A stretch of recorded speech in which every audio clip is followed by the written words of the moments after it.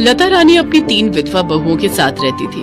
उसकी सबसे बड़ी बहू सपना, मंझली बहू प्रज्ञा और सबसे छोटी बहू चांदनी थी। एक बार जब लता रानी के तीनों बेटे मीटिंग अटेंड करने फ्लाइट से दूसरे शहर जा रहे होते हैं, तभी एरोप्लेन क्रैश होने के कारण उन तीनों की मौत हो जाती है और उसकी तीनों बहुएं एक साथ विधवा हो जाती हैं। वो अपनी तीनों बहुओं पर बड़ा ही अत्याचार करती है क्योंकि वो उन तीनों को मनहूस मानती थी, जिनकी मनहूसियत की वजह से उसके तीनों बेटे खत्म हो गए।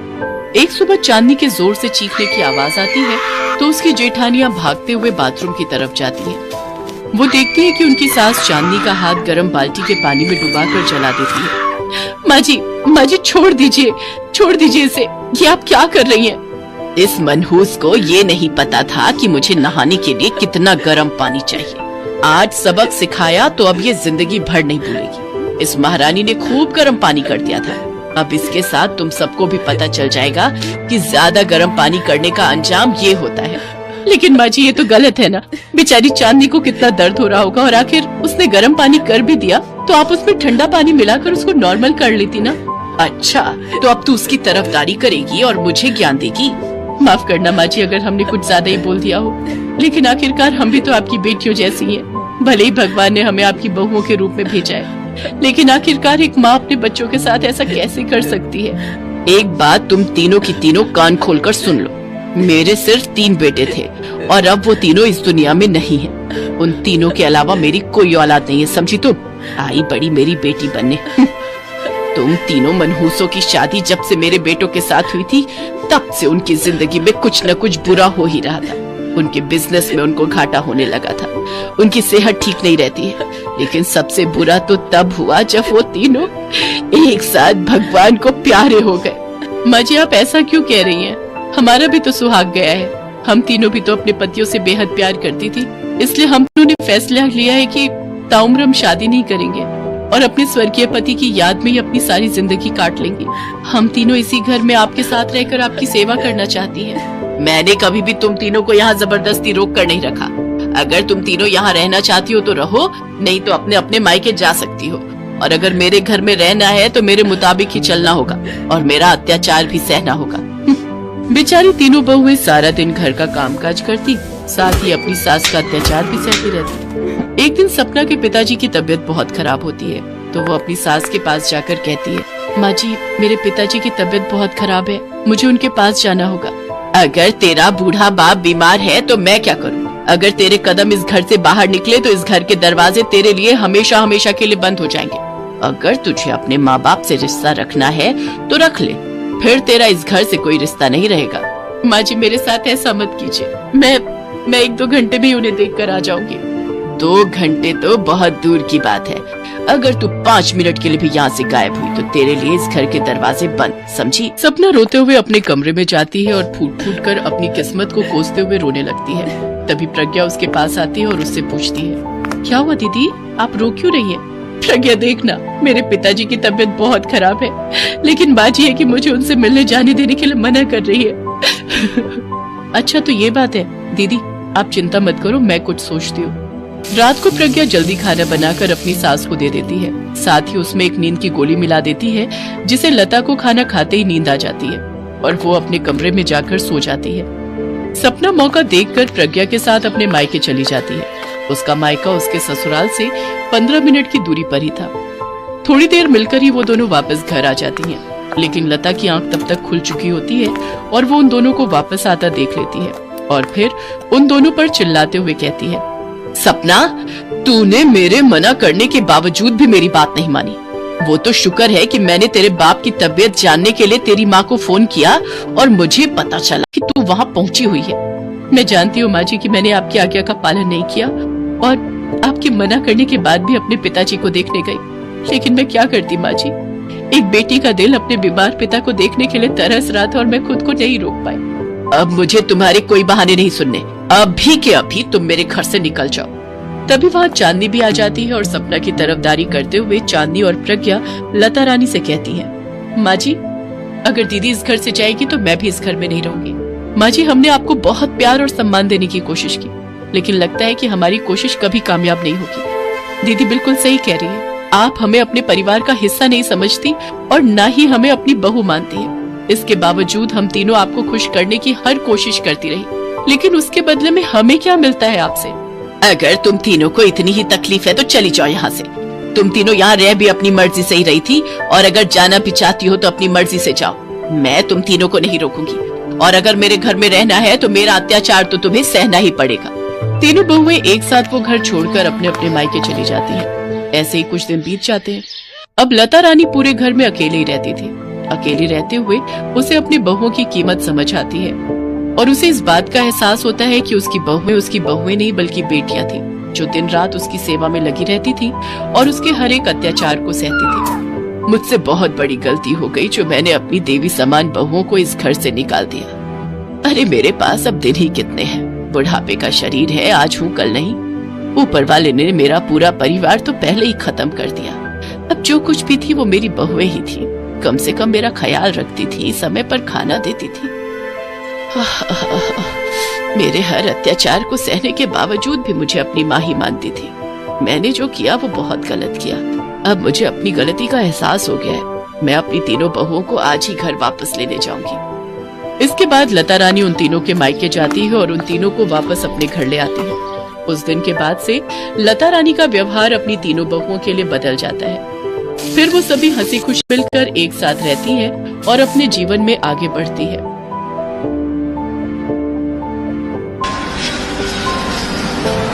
कोमल और सपना दोनों बहुत अच्छी सहेलियां थी। बचपन से एक साथ ही बड़ी हुई थी। दोनों के परिवारों में भी काफी मेल मिलाप था। 1 महीना पहले ही सपना की शादी हुई थी। कोमल बैठना, मुझे तेरे साथ ढेर सारी बातें करनी है। पहले तू बता, तू शादी के बाद मुकेश के साथ खुश है ना? अरे यार, लव मैरिज का यही तो फायदा है। पति चंगुल में हो तो फिर किसी बात की कोई परवाह ही नहीं। मेरे आगे पीछे घूमते हैं मुकेश, ऐश है मेरी तो। अच्छा, और घर में सबका स्वभाव कैसा है, तेरी सास वगैरह? मेरी सास थोड़ी तेज है। टोका टाकी की तो तुझे पता ही है, हर सास की आदत होती है, और सासें कभी अच्छी हो ही नहीं सकती, ये तो जग जाहिर है। कोमल सपना की बातों को सुनकर कुछ सोच में पड़ जाती है। तभी सपना उससे पूछती है, ओ मैडम, कहाँ खो गई? सास मेरी खतरनाक एटम बम है, वो सिर्फ मेरे ही सामने फटता है। तू क्यों घबरा गई? कुछ नहीं, बस ऐसे ही। अच्छा ये सब छोड़, वो लड़के वाले कानपुर से तुझे देखने आ रहे थे, कब आएंगे, कुछ पता चला? हाँ, वो पापा जी बोल रहे थे कि आने वाले संडे को उनका आने का प्रोग्राम बन रहा है। वो सूरज जी के कॉलेज का संडे को ऑफ होता है। क्या बात है, सूरज जी? अभी से? सपना, अभी ऐसी कोई बात नहीं है। अभी तो पापा जी के सिर्फ फोन पर ही उन लोगों से बात हुई है, तो मुझे पता चला कि वो कॉलेज में एक प्रोफेसर हैं। मैं तो शनिवार ही वापस जा रही हूँ। मेरी सास ने घर में एक पूजा रखी है, तो मेरा पहुँचना जरूरी है। कल से 10 फोन घुमा चुकी हैं। बहू टाइम पर आ जाना, रिश्तेदार भी आ रहे हैं तो तुम्हारा होना जरूरी है। पता नहीं, जैसे बहुओं को तंग करे बिना इन सासों को नींद ही नहीं आती। सपना वापस अपने ससुराल चली जाती है। रविवार के दिन लड़के वाले कोमल को देखने आते हैं।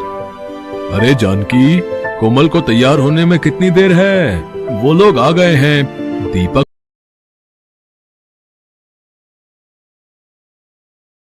उन्हें बस भीतर ला ही रहा है। जी बस हो गई है, मैंने चाय चढ़ा दी है, नाश्ता प्लेटों में लगा दिया है। आप चिंता मत करो, बस मैं कोमल को ला रही हूँ। लड़के वाले कोमल को देखते ही पसंद कर लेते हैं और दोनों तरफ से रिश्ते की हाँ हो जाती है। कोमल को पता चलता है कि उसकी सास सौतेली है। ये सुनकर वो थोड़ा घबरा जाती है। तभी सपना का फोन आ जाता है। और बता, कैसा लगा लड़का, और तेरी होने वाली सास तुझे कैसी लगी? ज्यादा सवाल तो नहीं कर रही थी? सपना, मुझे तुझे कुछ बताना है। हाँ बोल, क्या बात है? सपना, मेरी होने वाली सास सौतेली हैं। सूरज की मम्मी की डेथ के बाद उनके पिता ने ये दूसरी शादी की थी। तब सूरज और उनकी बहन राधा काफी छोटे थे। ये बात उन्होंने हमें कल ही बता दी थी। हमने रिश्ते के लिए हाँ कह दिया है। अगले महीने शादी का मुहूर्त निकला है। सौतेली सास मतलब कि सूरज की सौतेली माँ। कोमल, रहने दे ये शादी, मना कर दे, जीना मुश्किल हो जाएगा ससुराल में तेरा। सूरज की ये सौतेली माँ पूरा घर कब्जे में लेकर बैठी होंगी, ये मैं तुझे लिख कर दे रही हूँ। तूने देख तो लिया ही होगा जब वो कल आई थी। नहीं सपना, वो कल नहीं आई। सिर्फ सूरज, उनके पापा और बहन जीजू ही आए थे। ये सब बातें सुनकर सपना थोड़ी हैरान हो जाती है। कोमल के मन में भी सास की एक अलग ही छवि बन चुकी थी। 1 महीने बाद कोमल की शादी हो जाती है और वो अपनी ससुराल पहुंचती है। कोमल भाभी, आप मुंह दिखाई में इनके हाथ से कुछ मत लेना। मैं और भाई भी इनसे ज्यादा मतलब नहीं रखते। राधा ठीक कह रही है। कोमल, तुम ज्यादा बात मत करना। वो हमारे पिता की दूसरी पत्नी है। इससे ज्यादा वो हमारे लिए कुछ भी नहीं। कोमल चुपचाप सूरज और राधा की बातें सुनती रहती है। एक शाम कोमल अपने कमरे में होती है। कोमल बहू, क्या मैं अंदर आ सकती हूँ? जी जी माँ जी, आपको पूछने की क्या जरूरत है, आइए। कोमल बेटा, मैं तुम्हें शादी के बाद कुछ भी नहीं दे पाई, इसलिए ये मेरी तरफ से एक छोटा सा मुंह दिखाई का तोहफा रख लो। माँ जी, ये हार तो बहुत सुंदर है। शुक्रिया माँ जी। मुझे बस आप आशीर्वाद दीजिए कि मैं अपनी बहू होने की सारी जिम्मेदारियां निभा सकूं। कोमल, घर में किसी भी चीज की तकलीफ हो तो मुझसे कहने में बिल्कुल मत हिचकिचाना। सुजाता का ऐसा निर्मल व्यवहार देखकर कोमल सोच में पड़ गई कि वो तो बहुत अच्छे स्वभाव की है, तो आखिर सूरज और राधा सुजाता को क्यों पसंद नहीं करते। वो इस बारे में अपने ससुर सत्यजीत से बात करती है। कोमल बहू, सूरज जब 6 साल का था तब राधा 3 बरस की थी। तब उनकी माँ सुषमा का बीमारी के चलते देहांत हो गया।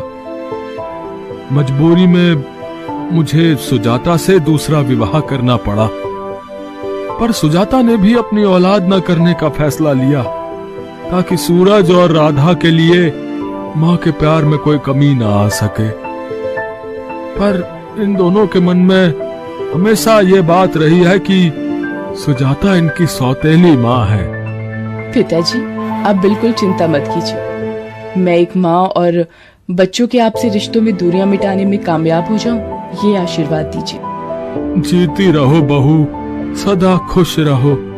कोमल ने सोच लिया था कि वो सुजाता के प्रति मनमुटाव को सूरज और राधा के दिलों से मिटाकर रहेगी।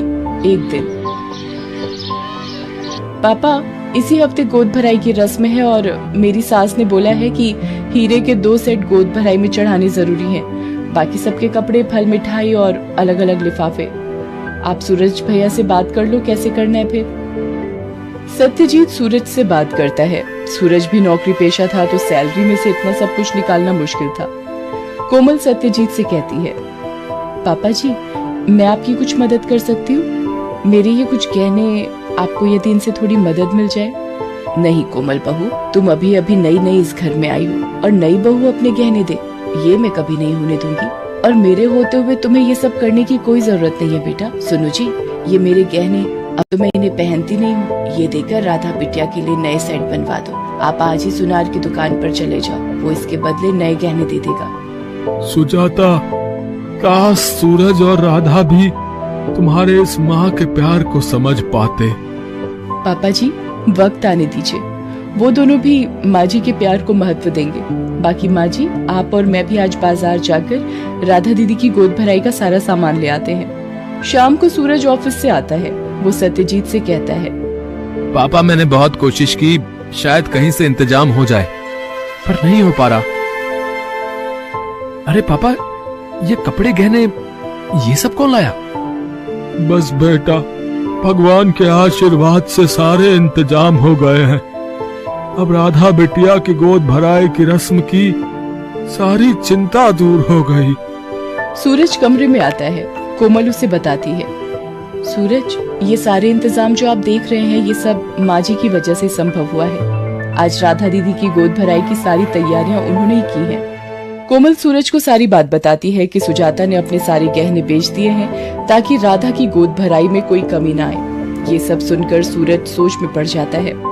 वो राधा को फोन पर सारी बात बताता है, जिसे सुनकर वो भी मायूस हो जाती है।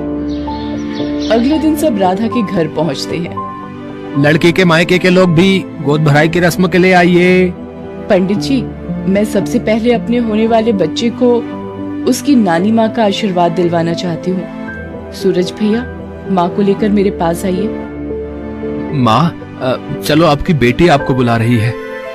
बच्चों के मुंह से माँ सुनकर सुजाता की आंखों में खुशी के आंसू फूट पड़ते हैं। सुजाता, जाओ, अपने नानी माँ होने का फर्ज निभाओ, अपनी बेटी को आशीर्वाद दो। चलिए माँ जी, इसी दिन के इंतजार में आपको बरसों लग गए। आज वो दिन आ ही गया माँ जी। सुजाता राधा के पास जाती है और उसे खूब प्यार और दुलार करती है। माँ, मेरी प्यारी माँ, मैंने आपको समझने में बहुत देर कर दी। माँ, मुझे भी तो गले से लगाओगी ना? मेरे बच्चे।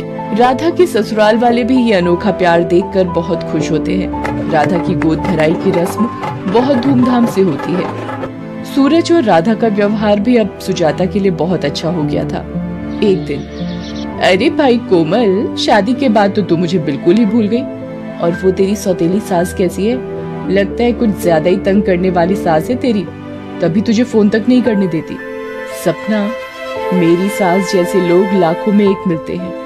शायद मैंने पिछले जन्म में अच्छे कर्म किए थे जो मुझे माँ जैसी सास मिली। वो तो एक देवी है। मेरी सास सबसे खास है। कोमल का इतना कहना था कि सपना इसके आगे कुछ भी ना बोल सकी और उसने फोन रख दिया। जैसे ही कोमल फोन रखकर पीछे मुड़ी, सुजाता वहीं खड़ी थी। सुजाता ने कोमल को गले से लगा लिया। कोमल ने साबित कर दिया था कि इंसान की पहचान बिना परखे कभी नहीं होती।